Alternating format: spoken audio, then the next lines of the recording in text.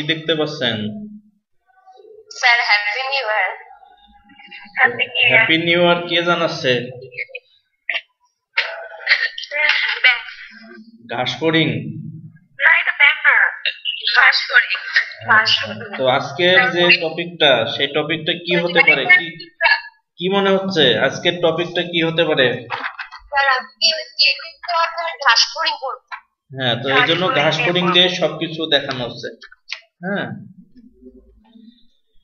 তো আমরা আমাদের মূল যে আলোচনা, সে আলোচনা শুরু করি। আমি যদিও একটা ক্লাস আগে শেয়ার দিয়েছিলাম যে আপনাদের বইতে দেখেন 66 পেজ নাম্বার হচ্ছে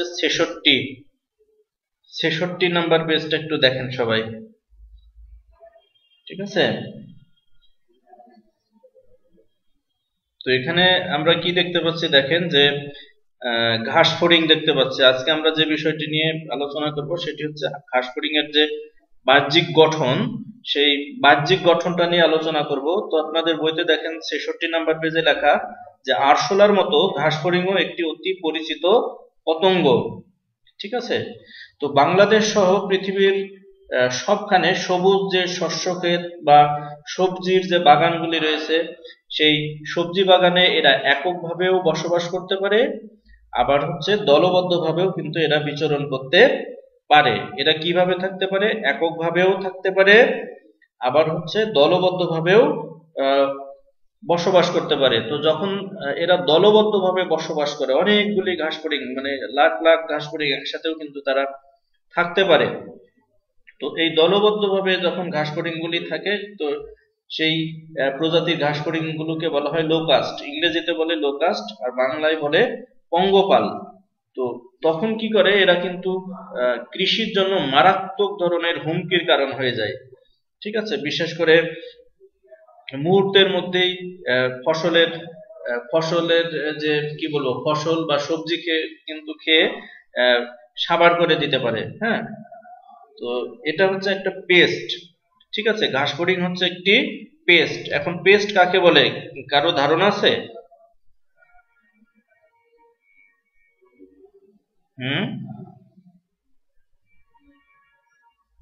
পেস্ট হচ্ছে কি, অর্থনৈতিকভাবে যে সকল জীবগুলি মানুষের কি করে, অর্থনৈতিকভাবে ক্ষতি সাধন করে, সেই সকল জীবগুলিকে বলা হয় পেস্ট। কথা শুনতে পাচ্ছ তোমরা? হ্যাঁ, মাঝে মাঝে একটু কথা বলবা, নয়তো আমার মনে হচ্ছে যে আমি তো এখানে দেখতে পাচ্ছি না কাউকে, মনে হচ্ছে যেন ডিসকানেক্ট হয়ে গেছে। তাহলে ঘাস ফড়িং হচ্ছে এক প্রকার পতঙ্গ পেস্ট। এখন এই পেস্ট শব্দটি একটু মাথার মধ্যে রাখতে হবে। তো যে সকল জীবগুলি অর্থনৈতিকভাবে মানুষের ক্ষতি সাধন করে, যে সকল জীব কি করে, অর্থনৈতিকভাবে মানুষের ক্ষতি সাধন করে, সেই সকল জীবগুলোকে বলা হয় পেস্ট। তো এরা ধান, গম, সবজি বাগানে বসবাস করে, তারপরে ধান, গম এবং শাকসবজির পাতা খেয়ে কি করে, এরা জীবন ধারণ করে। তো এখন যদি বলি বর্ণ, কি কি বর্ণ হতে পারে, তো আমরা কিন্তু দেখতেই পাচ্ছি যে বর্ণ হতে পারে, দেখো সবুজ হতে পারে, তারপরে ধূসর হতে পারে, তারপরে নীল বর্ণের হতে পারে। আমরা নিচে একটা ঘাস ফড়িং দেখতে পাচ্ছি, সেটা কিন্তু অনেকটা পিঙ্ক কালারের হতে পারে। তো এদের দেহের রংটা অনেক সময় তারা যে পরিবেশে বসবাস করে, সেই পরিবেশের সাথে কিন্তু অনেকটা ম্যাচ করে যায়, যে কারণে তাদের কিন্তু আত্মরক্ষা করতেও সুবিধা হয়, ঠিক আছে? তো আমরা যদি বলি রং কেমন হতে পারে, এখানে কিন্তু আমরা দেখতেই পাচ্ছি যে রং কোন কোন ধরনের হতে পারে। সবুজ হতে পারে, তারপরে কি হতে পারে, যে ফসলের পাতার যে রং সেই রকম রং হতে পারে। তারপরে আমরা দেখো উপরে যে বর্ণর নিচে যে লেখা দেখছি, সেই বর্ণের নিচে দেখো নীলাভ সবুজ, অর্থাৎ নীল এবং সবুজের মিশ্রণ, এরকমও কিন্তু হতে পারে, ঠিক আছে? তো এই রংগুলির কথা কিন্তু তোমাদের মনে রাখতে হবে। তারপরে কিছু হচ্ছে উজ্জ্বল নীল হলুদ বর্ণের, আমরা ওই যে বাম পাশে যে ঘাস ফড়িংটি দেখছি সেখানে কিন্তু দেখতে পাচ্ছি এটা। এখন কোথায় বসবাস করে, তো দেখি এরা হচ্ছে তৃণভোজী। হ্যাঁ, তো তৃণভোজী হচ্ছে কারা, যারা হচ্ছে গাছপালা মানে উদ্ভিদ খেয়ে যারা বেঁচে থাকে, তাদেরকে বলা হচ্ছে তৃণভোজী। ইংরেজিতে বলা হয় হার্বিভোরাস। এবং পেটুক স্বভাবের, অর্থাৎ যখন গাছে তারা বসে থাকে সব সময় তারা খাবার মধ্যেই থাকে, সব সময় তারা পাতা খেতেই থাকে, এই জন্য বলা হচ্ছে এরা পেটুক স্বভাবের প্রাণী। আর নাতিশীতোষ্ণ যে অঞ্চলগুলি রয়েছে, অর্থাৎ বেশি ঠান্ডাও না বেশি গরমও না, এরকম যে অঞ্চলগুলি, সেই অঞ্চলগুলিতে এদের বেশি পাওয়া যায়। আর যেখানে কি হয় যে জোয়ার ভাটা, ঠিক আছে, কিছুক্ষণ পর বনের গাছগুলি পানিতে ডুবে যাচ্ছে, আবার কিছুক্ষণ পরে কি হচ্ছে যে পানিগুলি নেমে যাচ্ছে। এই যে জোয়ার ভাটা যেখানে, এইরকম এলাকায় তারা কিন্তু তাদের কম পাওয়া যায়। তোমাদের বইতে দেখো 67 নাম্বার যে পেজটি রয়েছে সেখানে দেয়া আছে বাসস্থান। দেখো তো ঘাস ফড়িং যেহেতু ঘাস, পাতা, শস্য এবং শস্যর কচি পাতা আহার করে, সেই কারণে এমন ধরনের নিচু বসতি এদের পছন্দ। মূলত সব ধরনের আবাসেই এদের পাওয়া যায়।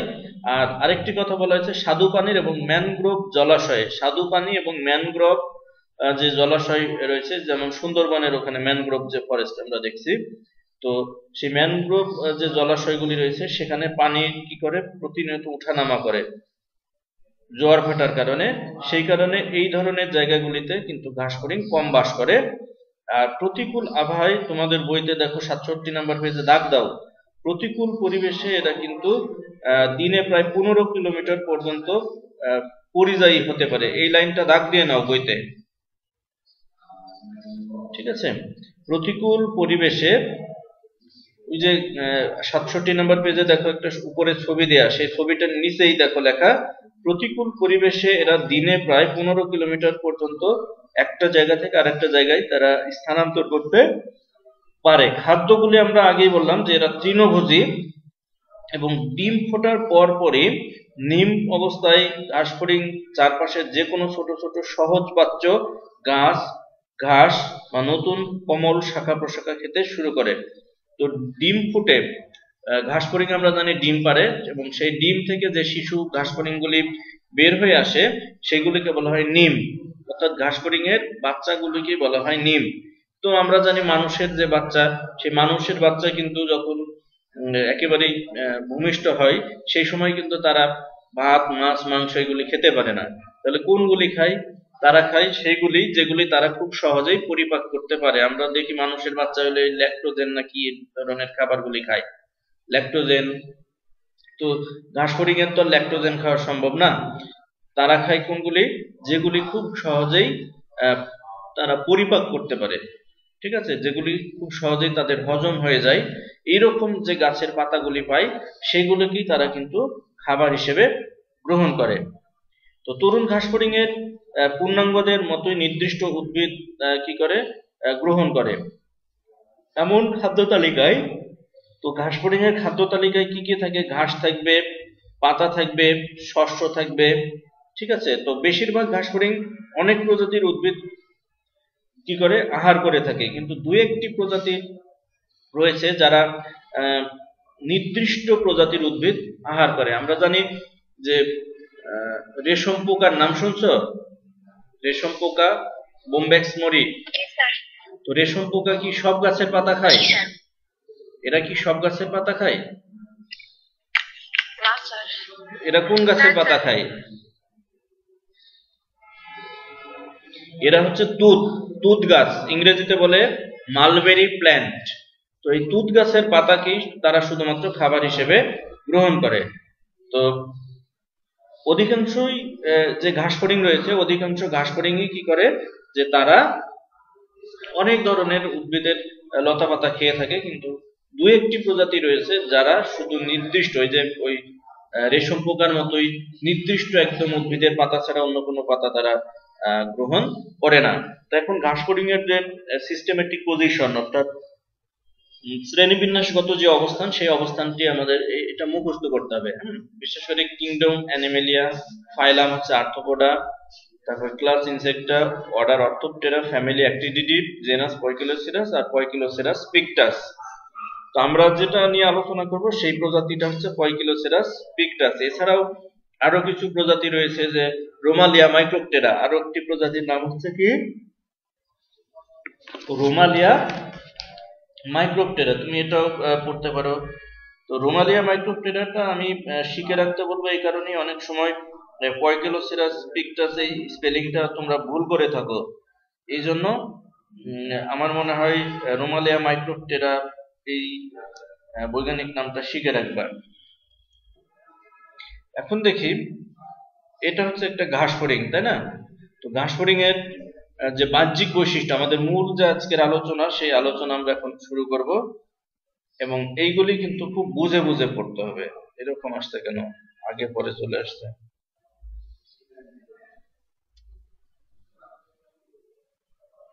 চিত্রটা তো দেখছি না। আচ্ছা, যদি বলা হয় ঘাস ফড়িং এর যে দেহ, ঘাস ফড়িং এর দেহকে কয়টি অংশে ভাগ করা যায়? 3টা অংশে। আচ্ছা, একটু আমি দেখি। ঘাস ফড়িং এর যে দেহটা রয়েছে, সেই ঘাস ফড়িং এর দেহের অংশ হচ্ছে 3টা।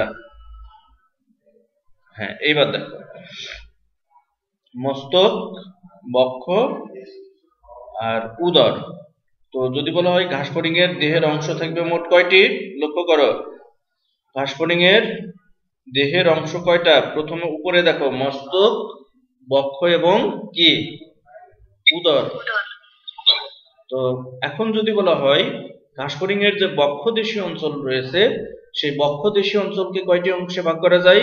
3টি। দেখো, প্রোথোরাক্স, মেসোথোরাক্স এবং মেটাথোরাক্স। এইগুলো এখন একটু দেখে নাও। যে প্রথমে যদি বলা হয় যে ঘাস ফড়িং এর দেহকে কয়টি অংশে ভাগ করা যায়? 3টি। কি কি? মস্তক, বক্ষ এবং উদর। আচ্ছা, এরপর যদি বলা হয় বক্ষদেশীয় অঞ্চলকে কয়টি অংশে ভাগ করা যায়? 3টি। কি কি? প্রোথোরাক্স, মেসোথোরাক্স এবং মেটাথোরাক্স। কি কি? প্রোথোরাক্স, মেসোথোরাক্স এবং মেটাথোরাক্স। ঠিক আছে? তো বইতে দেখো 67 নম্বর পেজে লেখা যে ঘাস ফড়িং এর দেহ সরু, লম্বাটে, বেলনাকার এবং দ্বিপার্শ্বীয় প্রতিসম। অর্থাৎ এদের দেহটাকে যদি আমরা কেন্দ্রীয় অক্ষ বরাবর ভাগ করি, তাহলে এই কেন্দ্রীয় অক্ষ বরাবর একবার সমান 2 ভাগে ভাগ করা যায়, সেই কারণে এটাকে বলা হচ্ছে দ্বিপার্শ্বীয় প্রতিসম। এরপরে দেখি যে, হ্যাঁ, এই যে এখানে দেহ লম্বা, বেলনাকার, সরু এবং দ্বিপার্শ্বীয় প্রতিসম। তো যদি বলা হয় একটি পূর্ণাঙ্গ ঘাস ফড়িং কতটুকু লম্বা? 8 থেকে 9 সেন্টিমিটার। আচ্ছা, এখন আরেকটা, হ্যাঁ 8 দেওয়া আছে। হ্যাঁ, হ্যাঁ, কোন কোন বইতে লেখা আছে, অধিকাংশ বইতে লেখা 8 থেকে 9 সেন্টিমিটার। এই জন্য আমি দুটোই দিয়েছি, 8 থেকে 9 সেন্টিমিটার। এখন দেখো যে মস্তকের মধ্যে কোন কোন অংশগুলি থাকবে, বক্ষদেশীয় অঞ্চলের মধ্যে কোন কোন অংশগুলি থাকবে। তো সেই তালিকাটা একটু দেখে নাও। এখান থেকে কিন্তু যে বহুপদী যে কোশ্চেনগুলি, সেই বহুপদী কোশ্চেনগুলি কিন্তু আসতে পারে। তাহলে মস্তকের মধ্যে কি কি থাকছে দেখো, পুঞ্জাক্ষী থাকবে, আমরা এগুলি বিস্তারিত আলোচনা করব। মুখভঙ্গ থাকবে এবং অ্যান্টেনা থাকবে। আর বক্ষদেশীয় অঞ্চলের মধ্যে 3 জোড়া পা থাকবে। তাহলে আরশোলা পায়ের সংখ্যা কয়টি?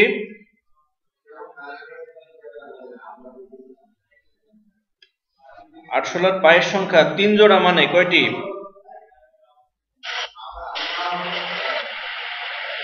6টি। আচ্ছা, আর ডানা থাকবে 2 জোড়া। ডানা থাকবে 2 জোড়া। এখন হচ্ছে চিত্রে যেটি দেখানো হচ্ছে, চিত্রে একটু লক্ষ্য করো তো যে কোন পাটা আকারে বড়, একটু দেখো, সামনের পাটা নাকি পেছনের পাটা? কোন পাটা আকারে বড়? হ্যাঁ, পেছনের পাটা বড়। ব্যাঙের ক্ষেত্রেও দেখবা, হ্যাঁ, সামনের পা ছোট, সামনের যে 2টা পা, তারপরের 2টা পা কিন্তু ছোট। দেখো, পেছনের পাটা কিন্তু আকারে অনেক বড়। ব্যাঙের ক্ষেত্রেও কিন্তু পেছনের পা বড় থাকে, এবং পেছনের পা বড় থাকার কারণেই কিন্তু তারা লাফিয়ে লাফিয়ে চলতে পারে। তো কি বললাম, দেখো ঘাস ফড়িং এর যে সারা দেহ, সেই ঘাস ফড়িং এর 68 নম্বর পেজ দেখো, সারা দেহ কাইটিন যুক্ত কিউটিকল দ্বারা আবৃত। তাহলে এই যে ঘাস ফড়িং এর সমস্ত যে শরীরটা, এই শরীরটা কাইটিন যুক্ত কি দ্বারা?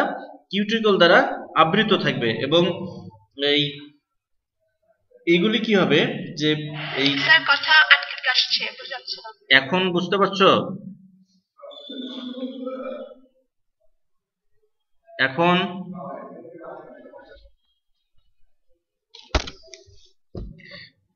কথা শুনতে পাচ্ছ তোমরা?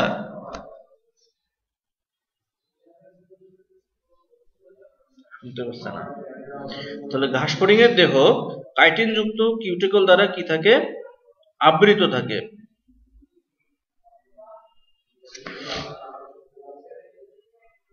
এখন কথা শুনতে পাচ্ছ?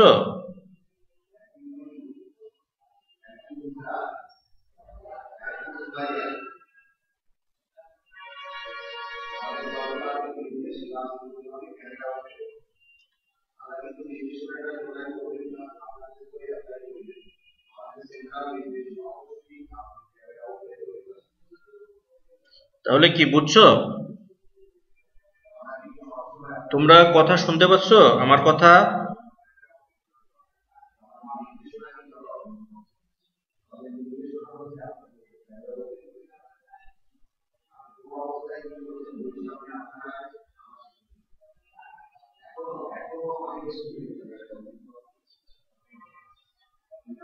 আপনারা কি আমার কথা শুনতে পাচ্ছেন?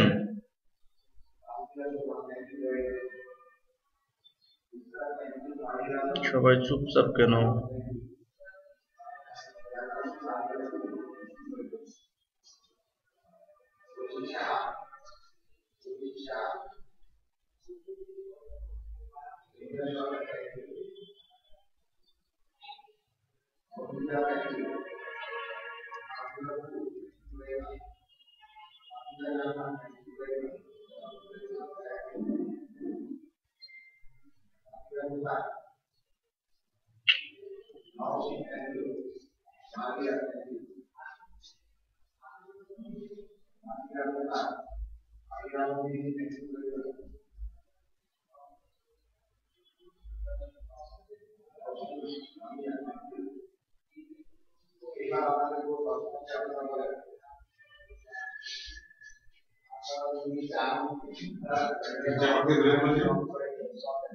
লাইন ডিসকানেক্ট হয়ে গেছে।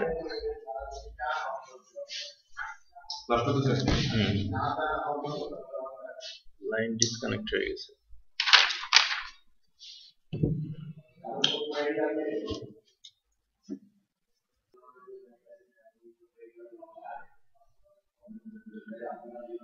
ঘাসফড়িং আর্থ্রোপোডা পর্বের প্রাণী।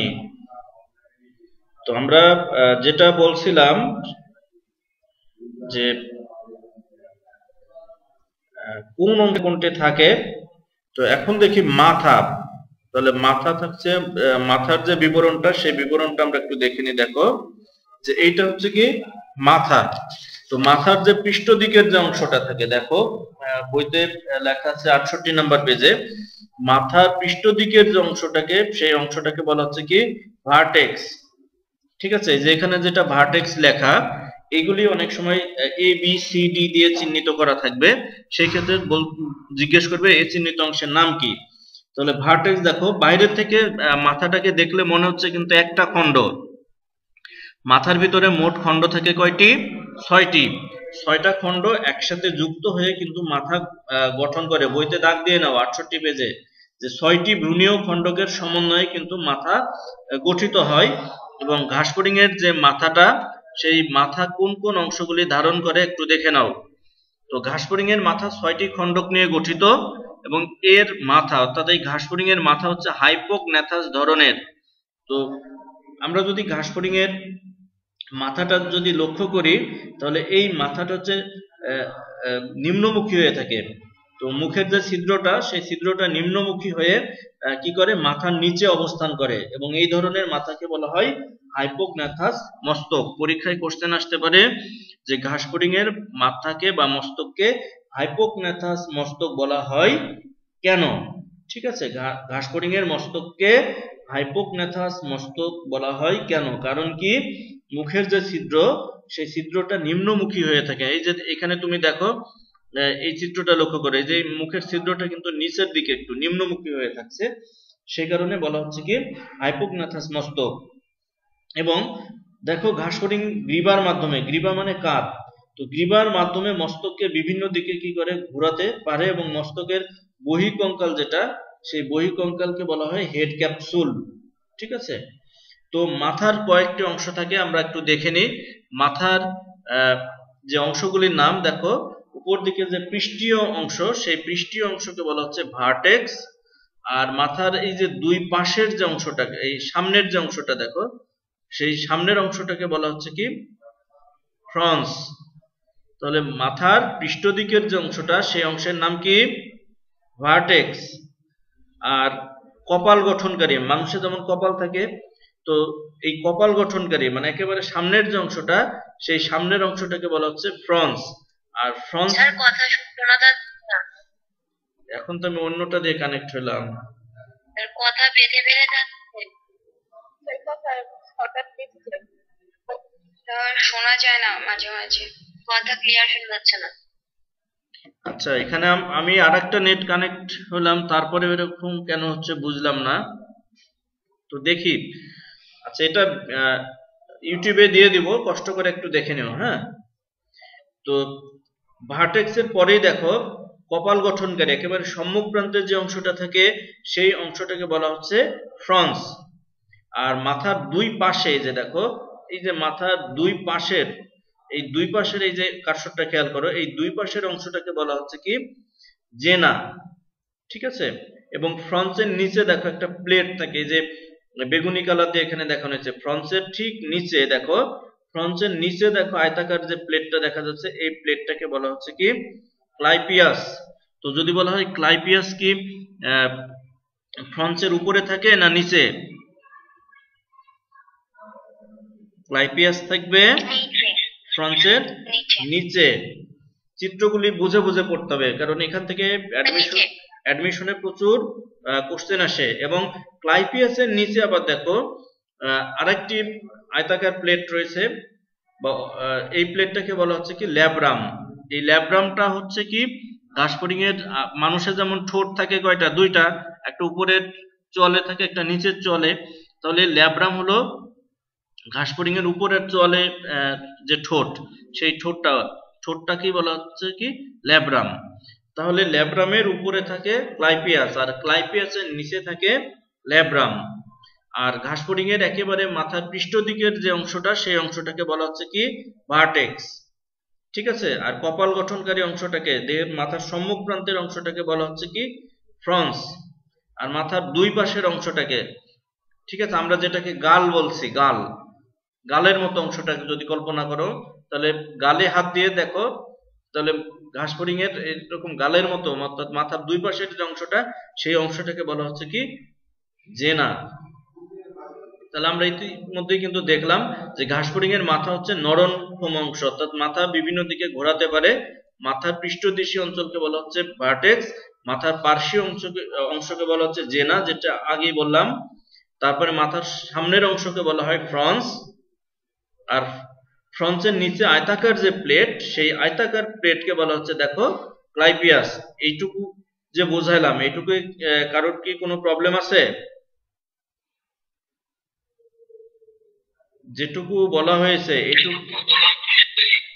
না স্যার। ওকে, এখন দেখো তো চিত্রে কি দেখতে পাচ্ছ? এই যে এই অংশটার নাম কি? এই অংশটাকে বলা হচ্ছে কি পুঞ্জাক্ষী।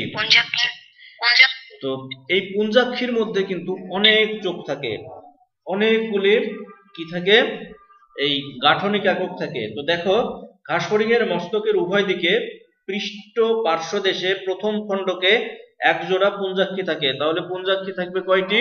দুইটি। এই যে লক্ষ্য করো, এই যে একটা, ঠিক তার অপোজিট আর একটা, তাহলে পুঞ্জাক্ষী থাকবে মোট কয়টি? দুইটি। এবং এগুলি হচ্ছে অবৃন্ত। আমরা যদি চিংড়ির দেখি, চিংড়ির ক্ষেত্রে দেখা যায় এরকম, আমি একটু দেখাই। আমরা যদি চিংড়ির পুঞ্জাক্ষীটা লক্ষ্য করি, তাহলে চিংড়ির ক্ষেত্রে দেখি এরকম একটা অংশ দেখা যায়, এরকম একটা অংশ, ঠিক তার মাথায় এরকম পুঞ্জাক্ষীটা লাগানো থাকে, এরকম একটা বৃন্ত থাকে। ঠিক আছে, তো ঘাসফড়িং এর যে পুঞ্জাক্ষী, সেই পুঞ্জাক্ষীর ক্ষেত্রে কিন্তু এরকম এই যে বৃন্তের মতো, এরকম এই বৃন্তের মতো অংশটা কিন্তু নেই, কিন্তু চিংড়ির ক্ষেত্রে থাকে।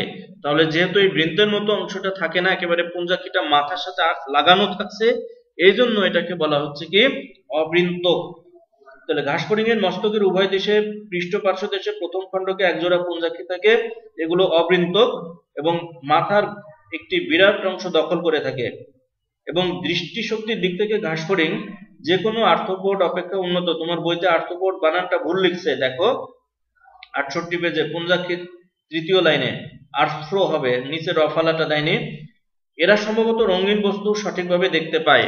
তো এই পুঞ্জাক্ষীর মধ্যে কিন্তু পুঞ্জাক্ষীর কিন্তু গাঠনিক একক থাকে। এই পুঞ্জাক্ষীর কি থাকে? গাঠনিক একক থাকে। এই গাঠনিক একককে বলা হয় কি ওমাটিডিয়াম। পুঞ্জাক্ষীর গাঠনিক এককে কি বলা হয়? ওমাটিডিয়াম। পরীক্ষার জন্য very very important. Second term যে পরীক্ষা হবে, সেই সেকেন্ড টার্ম পরীক্ষায় ওমাটিডিয়ামের গঠন ও কাজ আসবে, আবার বোর্ড পরীক্ষায় আসতে পারে এটা। তাহলে এইখানে দেখো, এখানে তোমরা দেখলে মনে হচ্ছে অনেক ছোট ছোট কিন্তু অংশ থাকছে। এই যে দেখো, এইগুলি হচ্ছে পুঞ্জাক্ষী, এই যে ওমাটিডিয়াম, এখানে এই যে একটা ওমাটিডিয়াম, তারপরে এই একটা ওমাটিডিয়াম, অনেকগুলি ওমাটিডিয়াম মিলেই হচ্ছে কি একটি পুঞ্জাক্ষী গঠিত হয়। অর্থাৎ পুঞ্জাক্ষীর গঠন ও কাজের একককে বলা হয় কি ওমাটিডিয়াম। তাহলে অনেকগুলি ওমাটিডিয়াম মিলেই কিন্তু গঠিত হয় কি পুঞ্জাক্ষী। তাহলে পুঞ্জাক্ষী যদি বলা হয় সংখ্যায় কয়টি?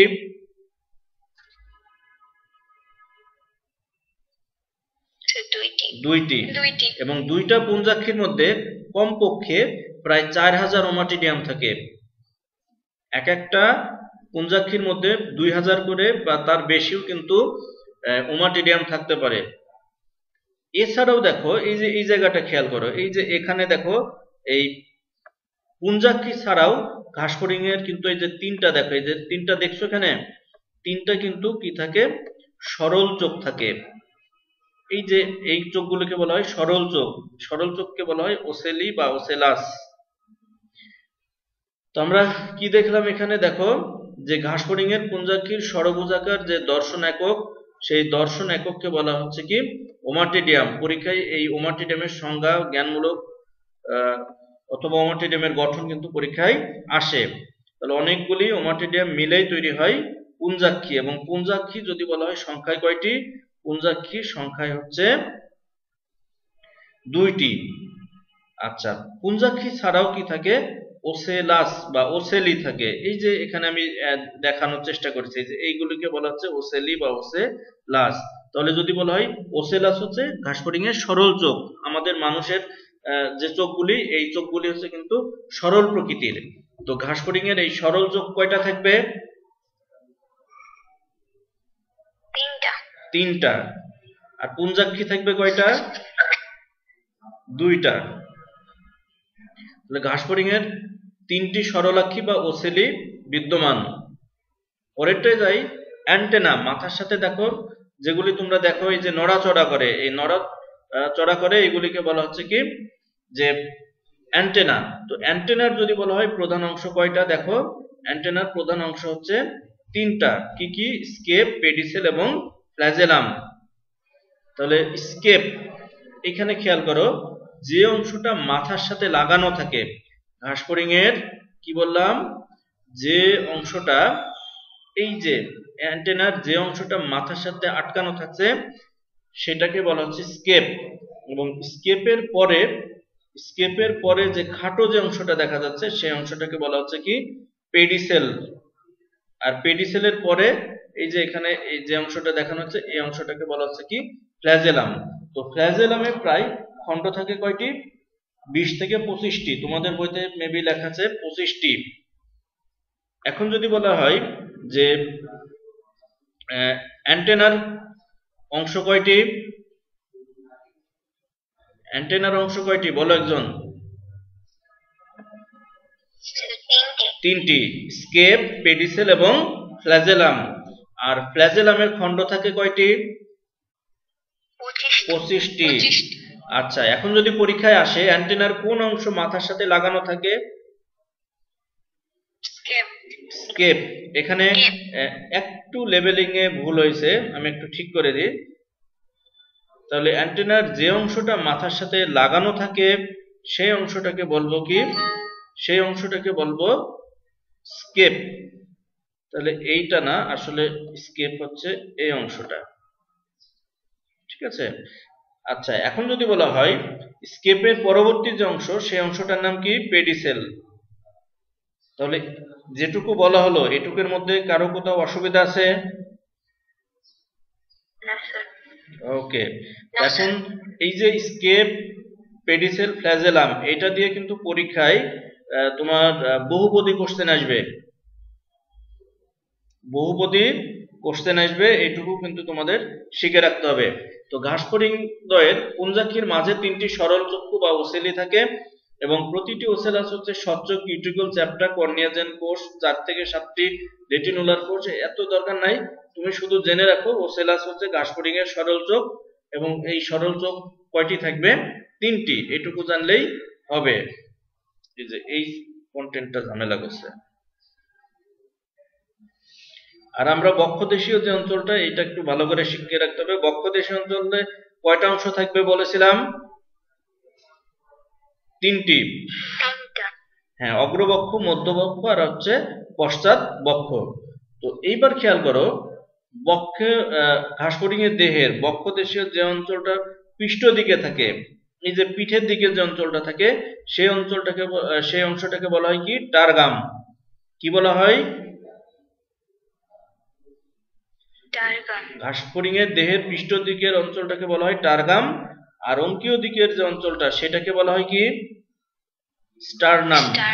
স্টারনাম। আর পাশের দিকের যে অংশটা, সেই পাশের অংশটাকে কি বলা হয়, প্লিডন। মনে থাকবে, আজকে পড়া একটু বেশি কিন্তু। তাহলে ঘাসফড়িং এর দেহের পৃষ্ঠ দিকের অংশকে বলা হয় টারগাম, আর অঙ্কীয় দিকের যে অঞ্চলটা সেই অঞ্চলকে বলা হয় স্টারনাম, আর বক্ষদেশের পার্শ্বীয় যে অঞ্চল সেই পার্শ্বীয় অঞ্চলকে বলা হয় কি, প্লিউরন, ঠিক আছে।